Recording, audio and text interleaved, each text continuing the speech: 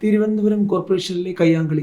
BJP കൗൺസിലർമാർക്കെതിരെ പരാതി നൽകി കോൺഗ്രസ് വനിതാ കൗൺസിലർമാർ. തിരുവനന്തപുരം കോർപ്പറേഷനിലെ കയ്യാങ്കളിയിൽ ബി.ജെ.പി കൗൺസിലർമാർക്കെതിരെ പരാതി. കോൺഗ്രസ് വനിതാ കൗൺസിലർമാരാണ് ബി.ജെ.പി കൗൺസിലർമാർക്കെതിരെ പരാതി നൽകിയത്. ബി.ജെ.പി കൗൺസിലർമാരായ ചെമ്പഴന്തി ഉദയൻ, ഗിരി, പാപ്പനംകോട് സജി, വയൽക്കട രതീഷ് എന്നിവർക്കെതിരെയാണ് പരാതി. കോൺഗ്രസ് വനിതാ കൗൺസിലർമാരായ ഷേർലി, വനിത അലക്സ് എന്നിവരാണ് പരാതി നൽകിയത്. മ്യൂസിയം സ്റ്റേഷനിലാണ് പരാതി നൽകിയത്. ഇവരുടെ മൊഴി രേഖപ്പെടുത്തി. കഴിഞ്ഞ ദിവസം വൈകിട്ട് തിരുവനന്തപുരം നഗരസഭാ കൗൺസിൽ യോഗത്തിന് ശേഷമാണ് യു.ഡി.എഫ് ബി.ജെ.പി കൗൺസിലർമാർ തമ്മിൽ കയ്യാങ്കളിയും സംഘർഷവും ഉണ്ടായത്.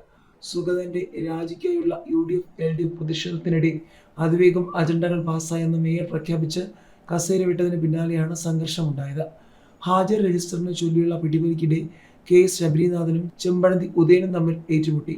കാപ്പ കേസിൽ ജയിലിലുള്ള സുഗതനെ രക്ഷിക്കാൻ ഉദയൻ രജിസ്റ്റർ പിടിച്ചുവാങ്ങിയെന്നും വനിതാ കൗൺസിലർമാരെ കയ്യേറ്റം ചെയ്തെന്നുമാണ് യു.ഡി.എഫ് പരാതി. എന്നാൽ രജിസ്റ്ററിൽ വെള്ളം ഒഴിക്കാനായിരുന്നു യു.ഡി.എഫ് ശ്രമമെന്ന് മേയർ ആരോപിച്ചു.